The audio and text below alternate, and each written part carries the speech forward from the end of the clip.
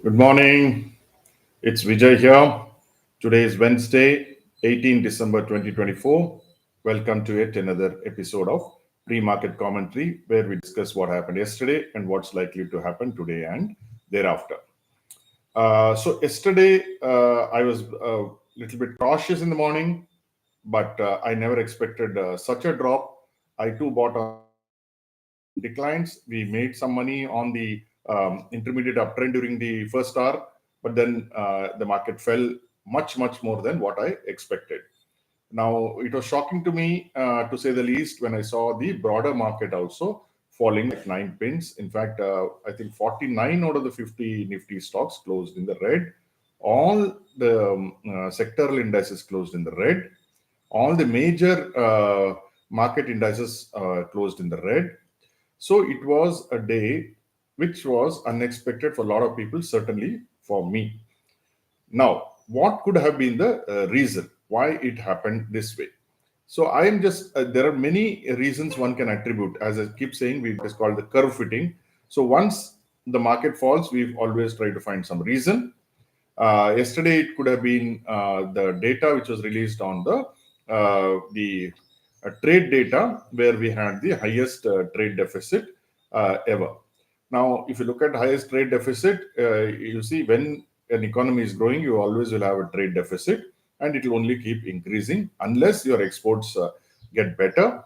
Our exports are always not that great. Our imports are always greater than exports, and in a growing economy, it is worthwhile to see trade deficits. It is not something to get worried about. But if you also look at what was the trade deficit, primarily it was because of gold imports, and also a reduction in exports because of our oil exports, especially Reliance exported a little lower, it seems. So I was not so concerned about that, but I think the market or people sensed that some SEBI action is going to be take place. So yesterday evening, promptly SEBI came up with some more guidelines on FPIs. In my opinion, it's a very good guideline. What it will do is it will bring transparency to the market. Today, FPIs, when they're using these overseas derivative instruments, ODIs, we didn't know who the person was, who was the behind the placement of order. Now, if you remember, Hindenburg, issue talked about something like this, and at that point of time, the SEBI said that they could not find who the beneficial owners were. So therefore, that was like a black box. Now SEBI is opening the black box. So what they have said is that they will not allow any more of this kind of instruments, and you have to hedge it, and you cannot hedge it with derivatives, which means underlying cash you have to hedge, and whatever is open should be closed within a year. I think what SEBI has done is fair for the transparency of the market.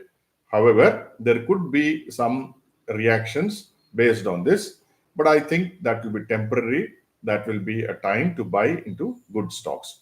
So I think this could have been the reason why the market would have fallen. The insiders would have known. So we opened today. What are the cues? Nifty has declined for second session. Sriram Finance and Grasim led losses. Actually, every one of them fell down. So nothing great. As I said, Nifty and mid cap fell down. Nifty Realty hit a 2-month high, but then it faced selling pressure at higher levels. For instance, ITC also went up because the record date is fixed for the ITC hotel delisting, but then it also got sold off with the overall market. PSU banks, I don't know why they fell, but they fell nevertheless, in spite of S&P 500 global ratings, where they said banks are doing very well in India. But in a bad time, everything falls down. Metal also declined for third session. Jindal Steel and JSW were they dragged the most. Nalco bounced off from the lows, so that was very interesting. So Nifty Auto also, even it came down. TVS Motors, Hero Motors, even Bajaj Auto came down significantly. Pharma also did come down. Aurobindo Pharma, there is some negative news on Aurobindo Pharma, so that is probably what the insiders knew. IT came down across the board. FMCG declined, then markets closed. US markets, if you look at it, they closed in red ahead of Fed's interest rate decision, which is today, and tomorrow is the Bank of Japan's decision. Bank of Japan expected that they will do nothing, whereas Fed will reduce interest rates by 0.25. So that is as far as the US markets are concerned. So now this is where the myth has been broken. Usually people said in December, FIs won't be there, they'll go on a holiday. And I've been insisting, data says so, that FIs are active in December. It is no longer, Tom, Dick, and Harry. It may be some Tirumalai, Dikshit, and Harish Chandra who are trading here. So the same TDH, which we thought the Tom, Dick, and Harry, has been replaced by Tirumalai, Dikshit, and Harish Chandra. So they are there and they are trading quite heavily.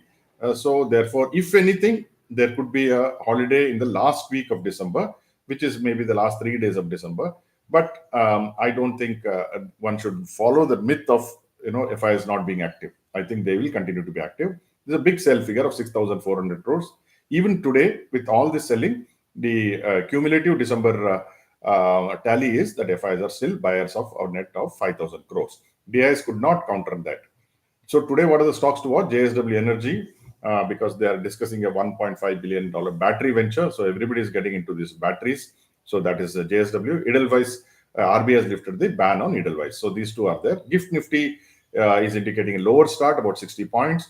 But I don't believe in Gift Nifty, but nevertheless, that's what it is. Dow Jones, as I mentioned, S&P, Dow Jones, Nasdaq, see the European markets, excepting for CAC, everything else came down. Incidentally, Dow Jones has come down 9 consecutive sessions. The last time it came down 9 consecutive sessions was in 1978. That time, Jimmy Carter was the president. So, but what happened after 9 trading sessions was that invariably Dow Jones was higher a month later, 3 months later, and 6 months later. So, in times of bad news or bad, in terms of depression, I would call it, one can look at history, and if you learn from history, it shows that probably we are going to hit a bottom in Dow Jones. Either yesterday it might have hit or today it will hit. And we should see better numbers on Dow Jones at least for the next 1 month, 3 months, 6 months. That is, it has happened 100% of the time for 6 months. If whenever data is there from 19, it is there, I'll probably give the data end of the week. Commodities, Brent came down from the highs.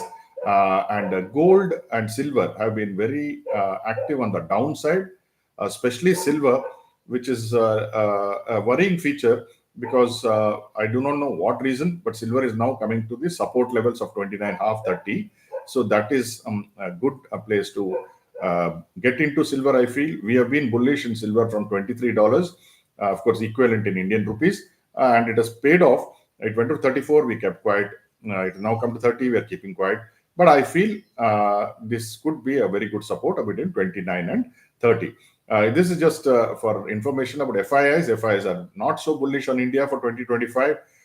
For whatever it is worth, they expect only upside of about 8% in the case of Nifty, and in case of Bank Nifty, in case of Sensex, they're expecting about 13.5%. So not so great news from FIIs. Projections need not be right, but nevertheless, that's what it is. Today is the SEBI board meet. You'll get a lot of information from that, insider trading norms, SME IPO norms, and so on and so forth. The press conference will be interesting because I'm sure people will ask about the FPI and the rules and regulations. That I think is worthwhile. After a long time, a SEBI board meeting will be interesting for the press conference. Now, if you look at securities in ban for trade, normally it used to be 1 or 2, so I didn't bother too much. But suddenly you're seeing nearly 10, which means people are taking positions for January. So a lot of positions are being built in these stocks, and these have already come into ban, which is one of the highest. So now you may say whether it is positive or negative. I think it is more a positive because generally December the operators build positions to offload in January. Now this is about steel industry. I have been mildly bullish on metals. I want to buy into this one SAIL and NALCO, but I'm just waiting for dust to settle down. There is some talk of the Commerce Ministry going to do something to help the auto industry as well as the steel industry. So this is where we are today. Likely to open lower, and then what shall I say? As the case may be based on fund flow from FIs and DIs. Now, if you look at it, I use something called a super trend. As far as super trend is concerned, the market is showing bullishness as far as Nifty and Nifty is concerned. I'll just show you this as far as Nifty is concerned. So the first support will come around to 24,268, which was the low of Friday, and the next support will come around at where the super trend is meeting, which is around 23,874. That is as far as the Nifty is concerned. As far as Bank Nifty is concerned, we can look at a support at 52,260, which was the Friday's low, and then following where the buy indicator for the super trend is triggered, which is around 51,550. They are quite far away, but you never know. If there's a frenzy of selling, you can see this kind of selling coming in. So on the Asian markets, if you look at it, the Nikkei is down slightly, but off from opening levels, it is up. It is also super trend indicates it is in a bullish zone. Hang Seng also has gone into bullish zone since yesterday, and today it is trading at 145 points. Same thing with Kospi. Kospi is in a bearish zone, but it is slowly moving up. The bearish zone has happened because of the problem in the political side. Singapore, which hit a new high recently, it is continuously in the bullish zone. So Singapore is the most bullish of them all. So net, we go today with cautious optimism, but I would not jump and buy. Yesterday we did that. We were successful in stocks, but not so successful as far as the futures was concerned. I will just hold my horses, watch it, and then take a call based on support and resistance, intraday support and resistance. So whatever you do today, I hope it is successful. Thank you for joining me.